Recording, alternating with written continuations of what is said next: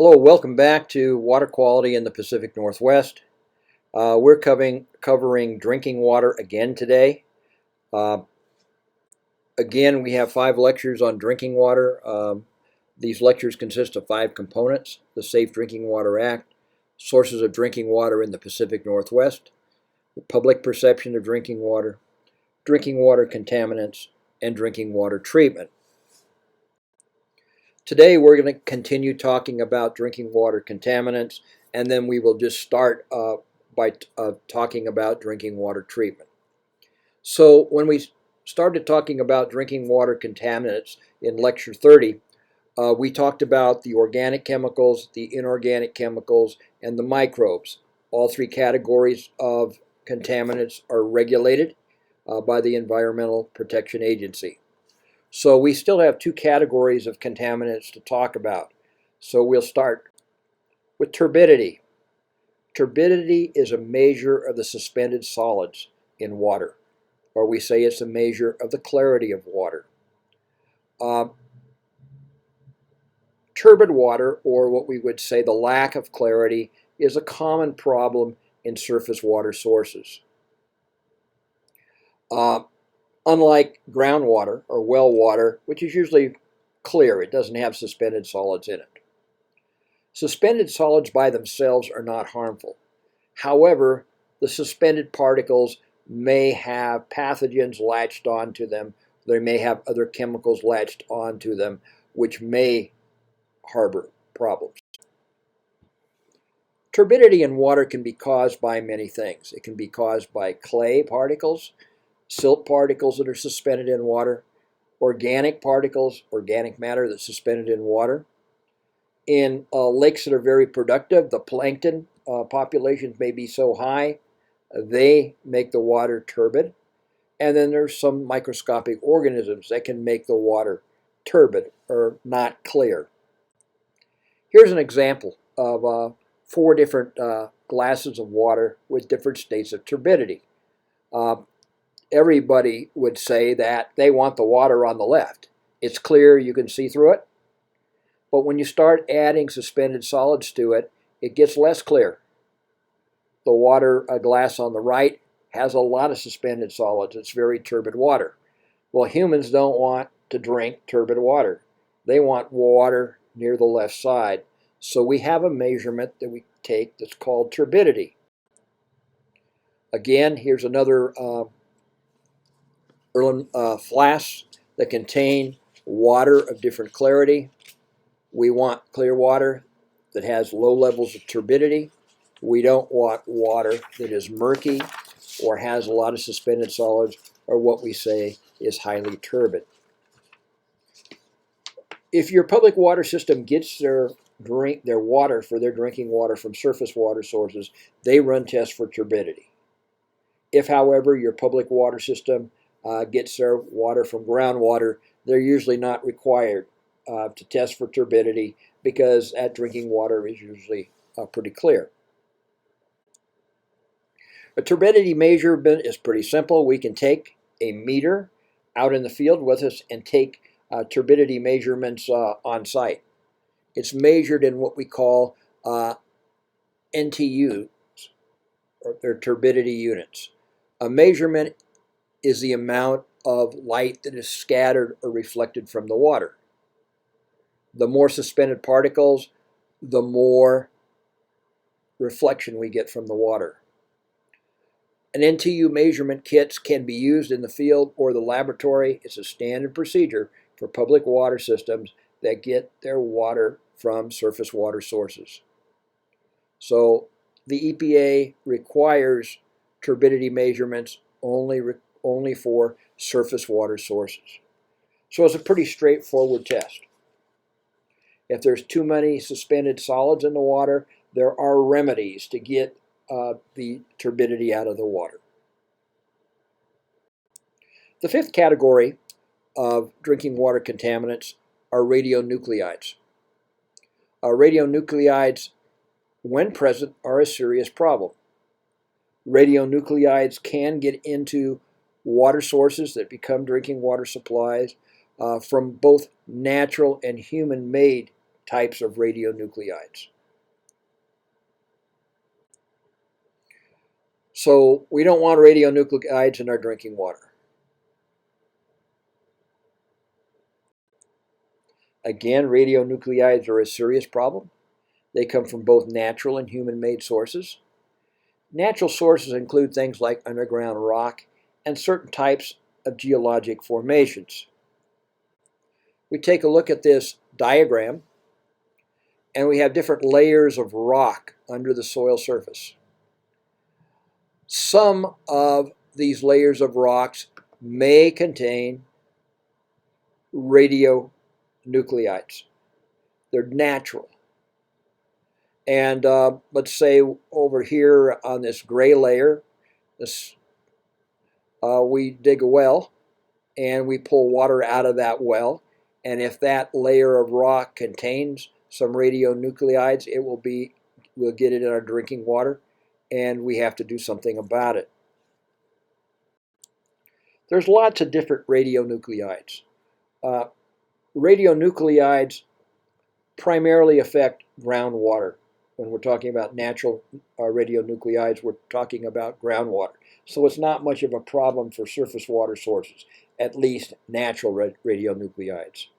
We have special concerns and special tests for some specific radionuclides, such as radium-226, radium-228, radon-222, and uranium.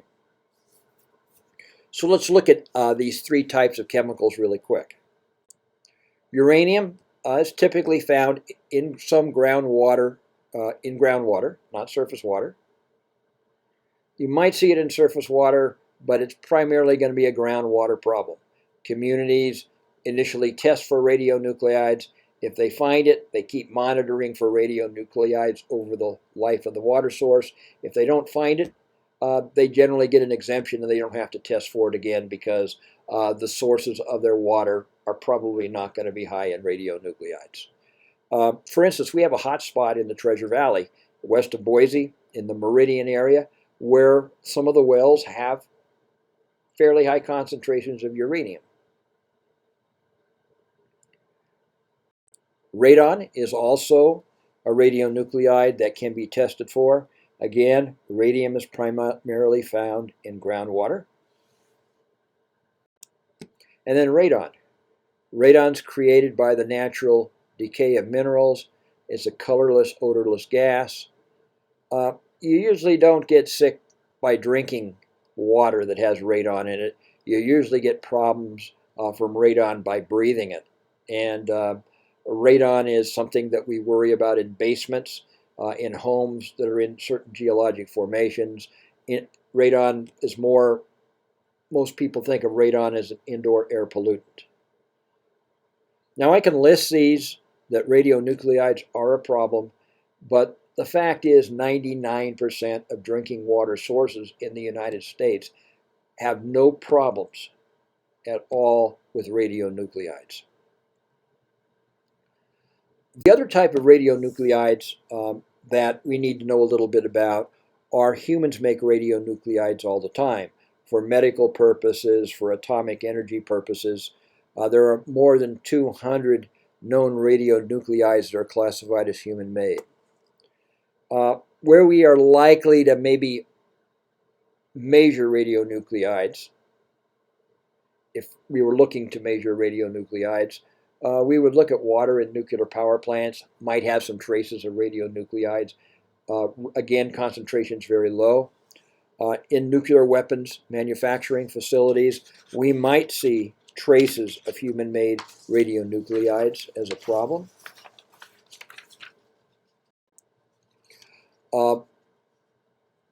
Radioactive material disposal sites, where we dump some of our nuclear waste.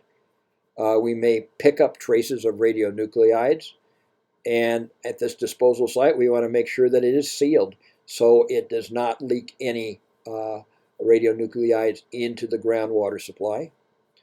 And then a lot of our submarines are powered by nuclear power, so you might run into traces of radionuclides in the water at docks for nuclear powered ships. But again, 99% of the time, radionuclides are not going to be a problem for a public water system, which is good. Okay, so we've talked about the primary drinking water standards. We talked about the 5 categories of contaminants. We talked about if you have a drinking water standard for one of these 5 categories, for a compound in one of these 5 categories, the standard is enforced by law. Your public water systems have to test for it, and if they have that compound in the water, they have to mitigate it before it is passed on to the consumer. Our second category of drinking water standards are what we call secondary drinking water standards. It's really an interesting category. If we have a secondary standard for a contaminant, a secondary standard is a recommendation, but it's not enforced. If we have a secondary standard for something, that means that aesthetically it's unpleasing for the public. However, there is no tie between that contaminant and ill health effects. So secondary drinking water standards pertain to aesthetic preferences the public has about drinking water. Secondary standards are unenforceable. There is a range of concentrations that are established, but no known impact on public health. Let's take a look at some of these secondary things we have secondary standards for. Water pH. It is suggested that our drinking water have pH values somewhere between 6.5 and 8.5. If the pH is less than 6.5, the water may taste bitter. It may have a metallic taste. It may cause corrosion in pipes or in some of our fixtures in our home. But low pH water will not have any direct impact on human health. So we just have a suggestion for pH.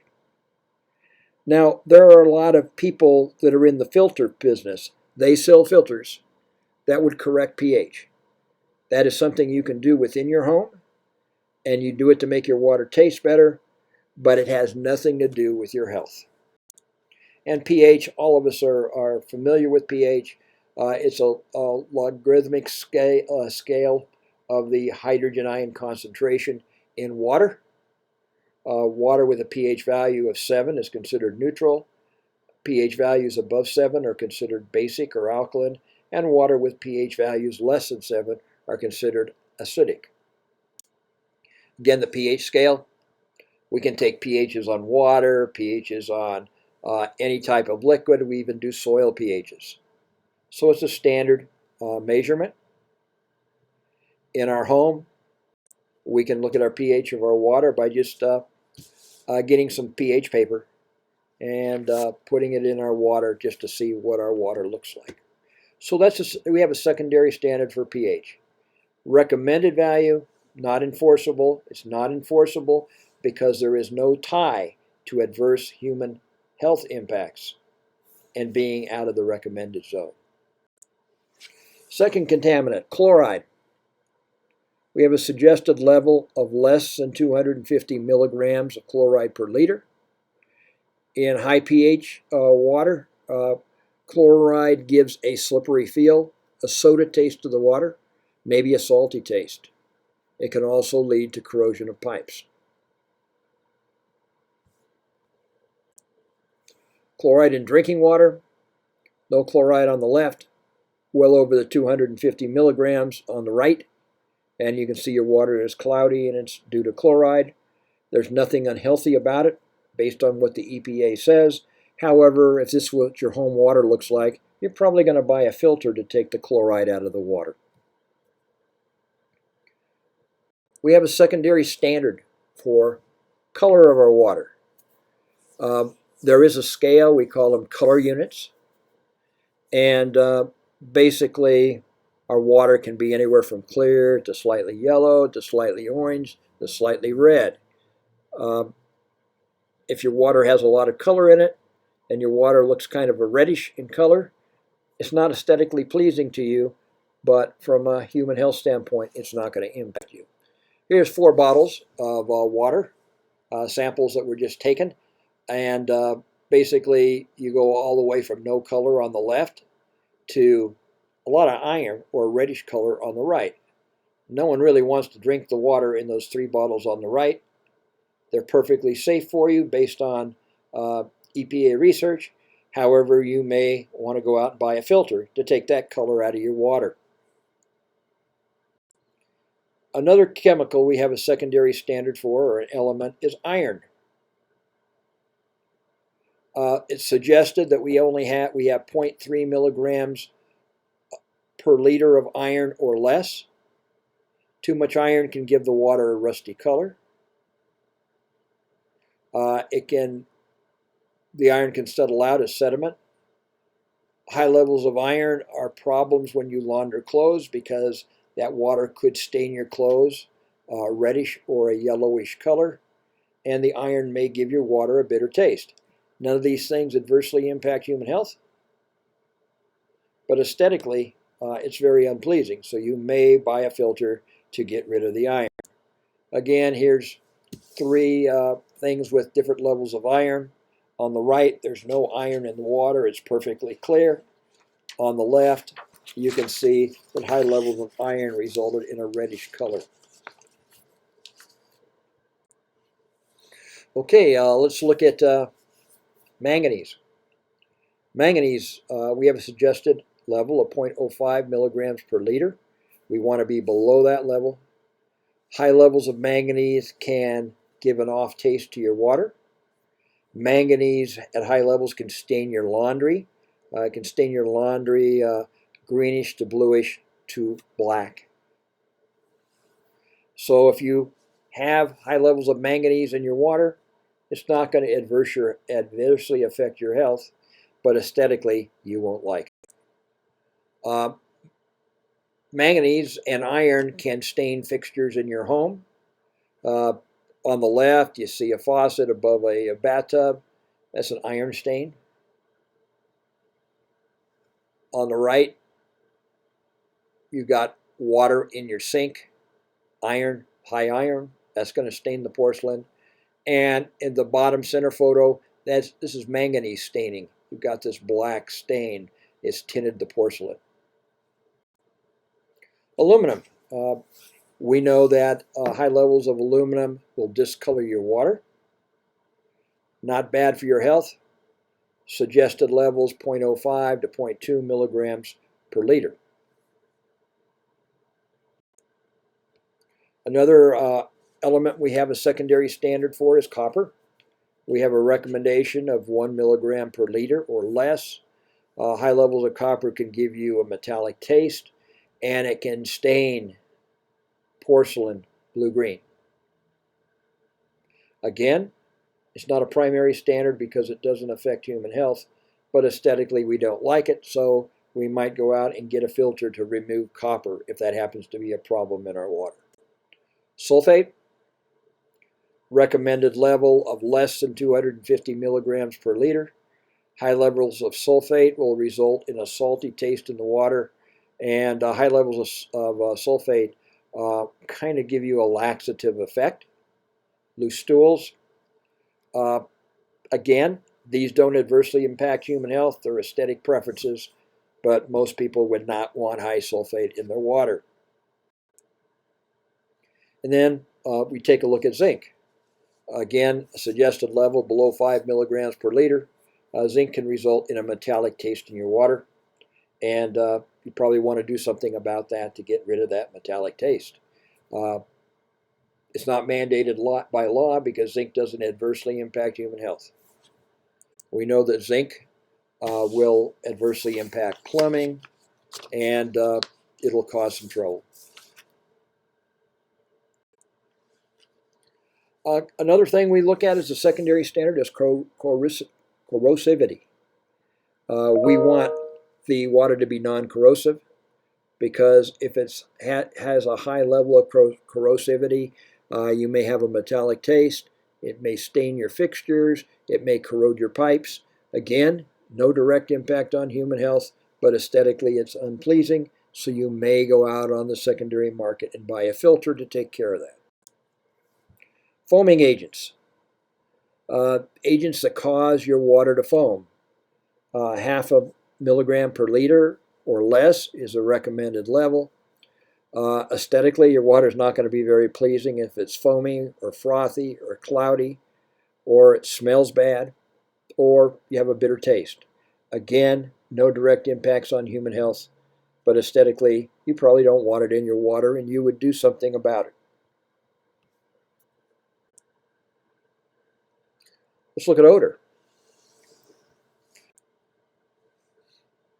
So no, we just don't have experts that stand around and smell water all the time, but there is actually a scientific way of doing it. Let's look at total dissolved solids. These are what we call TDS, or they're abbreviated TDS. 500 milligrams per liter or less is a recommended level. Total dissolved solids can adversely affect the taste, the corrosivity of your water, and it can damage the plumbing. So these are all secondary standards. These are things you go to the secondary filter market if you have a problem with your water that you want to correct. Now, when your public water system gets their water, water is distributed to consumers through public water systems.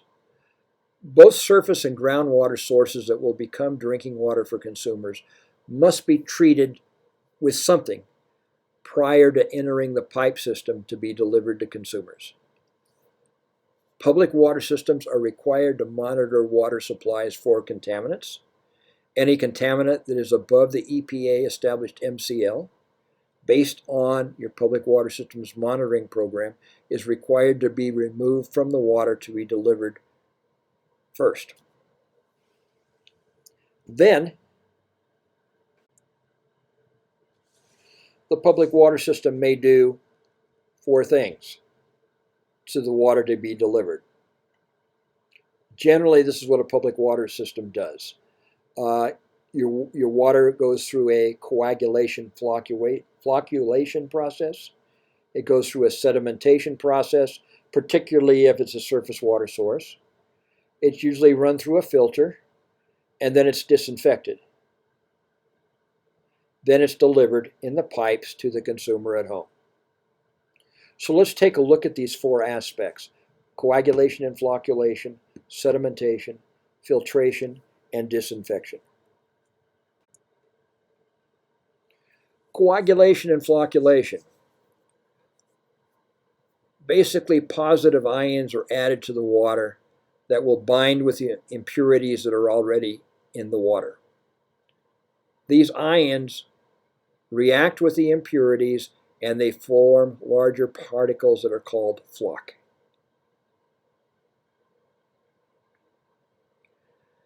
The Romans used to do this.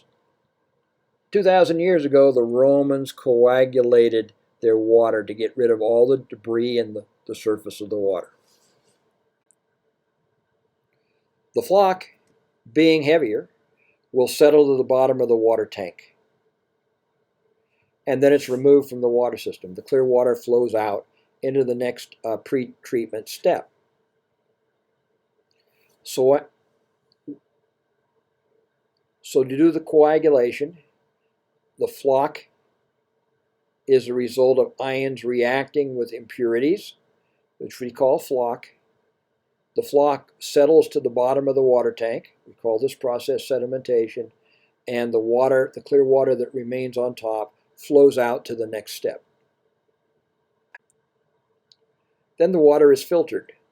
The clear water flowing out of the sedimentation tank will pass through various filters. The filters may be different. They may be 2 or 3 filters. They may be 1 filter. The filters may consist of a sand filter, may consist of a gravel filter, may consist of a charcoal filter, or that may be all 3 filters. And each one of those filters takes out some impurities. The charcoal takes out some of the organic matter and probably will take out some of the odor of the water. So we've got coagulation, then sedimentation, then the water is filtered, and then the water is disinfected. Chlorine is added to the water to kill all potential pathogens. Then the water is ready to be delivered to the consumer for drinking purposes. Usually after the water's gone through these 4 processes, it goes into a storage tank, and then it's piped out to the consumer. Let's look at an example of a treatment for a community. An example treatment plant. The water comes into the plant, aluminum sulfate's added to the water to coagulate and flocculate the organic particles. The water then goes to a settling tank to let the precipitate settle out. The clear water is then filtered through a sand filter, and then chlorine is added to kill pathogens, and then water is delivered to the consumer. So it's a pretty easy, slick process that really provides good water quality for people. So here's just a simple diagram. This is a surface water source. We start with the stream. The water is coagulated, then sedimentation, then filtered, then disinfected, and then stored, and then moved to the consumer. So that's what a public water system does to get the water ready to go to the consumer. But remember, first they have to remove any contaminants through their monitoring program before they start this treatment. And I just put a couple diagrams in your notes to show you a very simple flow-through diagram.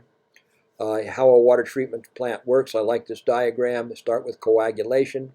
Basically, you're adding chemicals to flocculate the water. Then the water flows through a sedimentation tanks. The coagulates, or what we call the floc, settles to the bottom.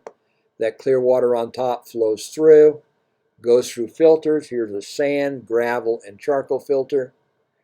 Then there's a disinfection where chlorine is added. Then you go to a water storage tank, and from the water storage tank, it goes to your home.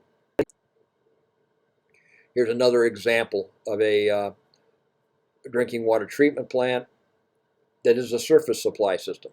It's a little bit different, but again, it's the same thing. And the water goes to your home. The water is safe at the tap based on the Safe Drinking Water Act standards. You should have no concerns with the safety of that water. Now, let's say your water has some things that you don't like. It's red in color, it smells bad, things that pertain to secondary standards. Well, you can use a home drinking water treatment device. You can buy one on the market to make your water taste better. Or if you have your own private water supply, you can buy filters on the market to make your private water supply safe. And if you're in the city, you remove the aesthetic issues from the tap water that is supplied by the public water systems. So there's lots of things you can do. When water is contaminated, it's best to eliminate the source of contamination. But you can do water treatment in the home to remove primary and or secondary contaminants.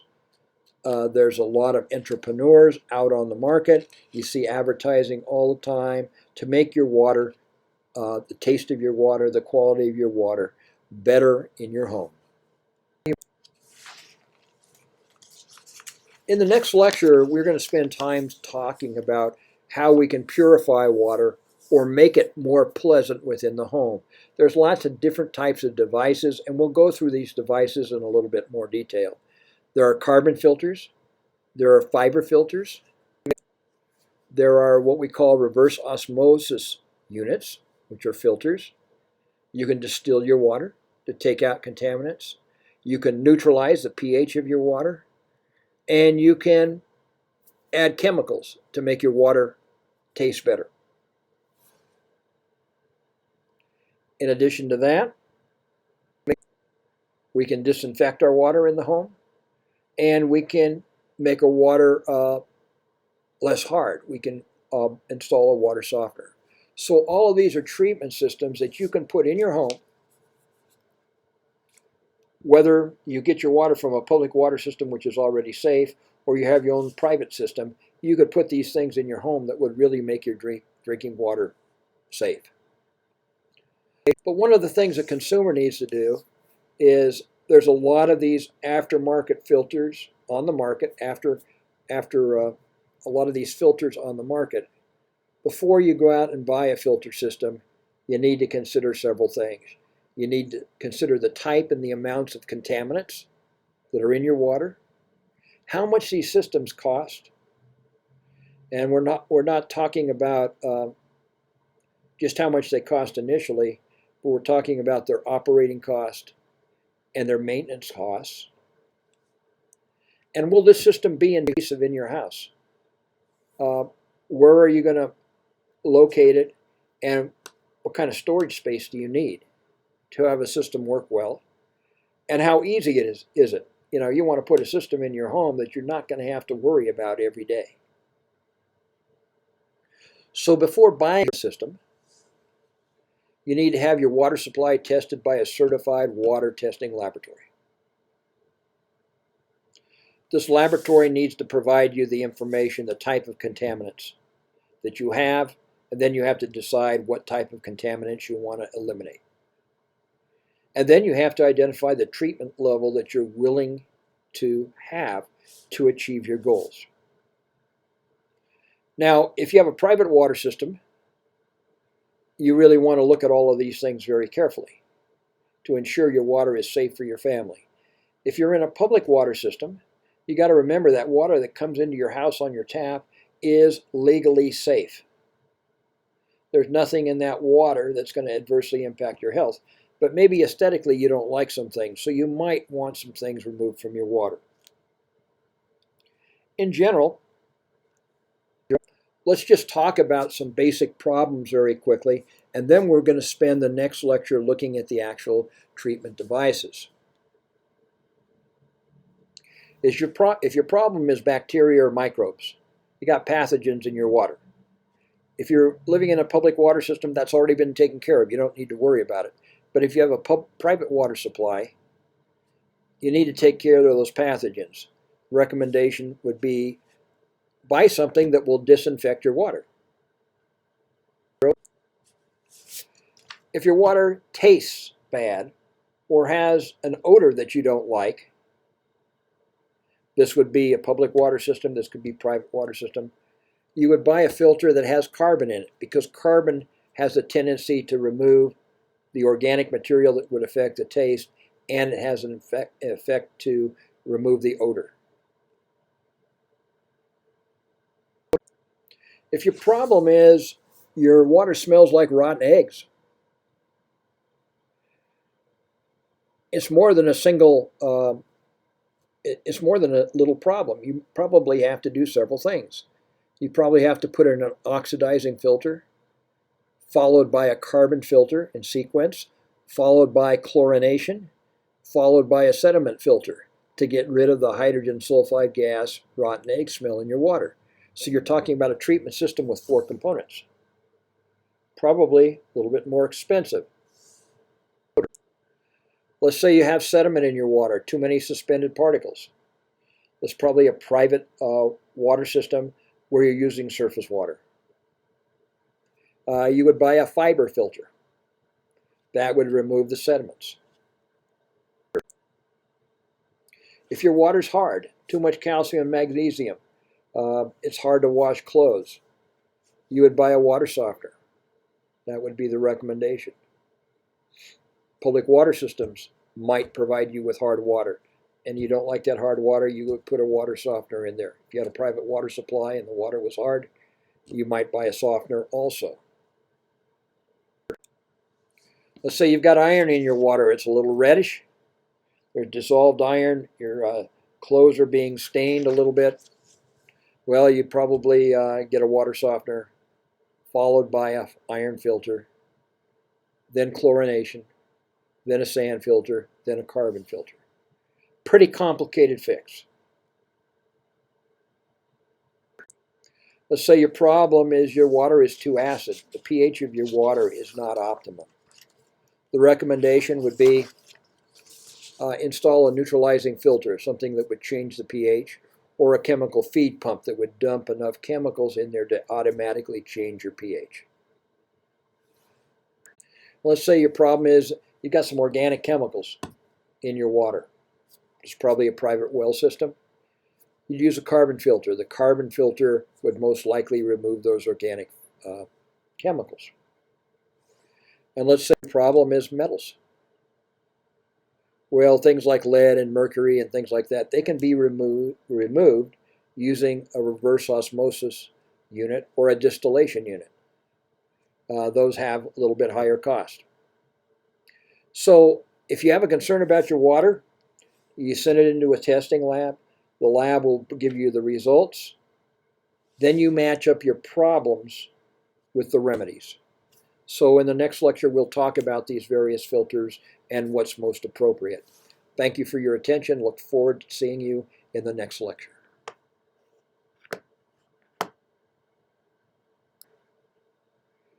There is a way to measure odor.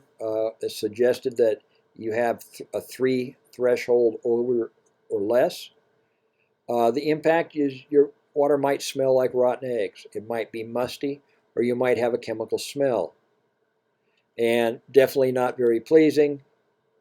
It's safe. No health-related impact of odor, although if it makes you vomit every time you drink it, it probably has a health-related impact.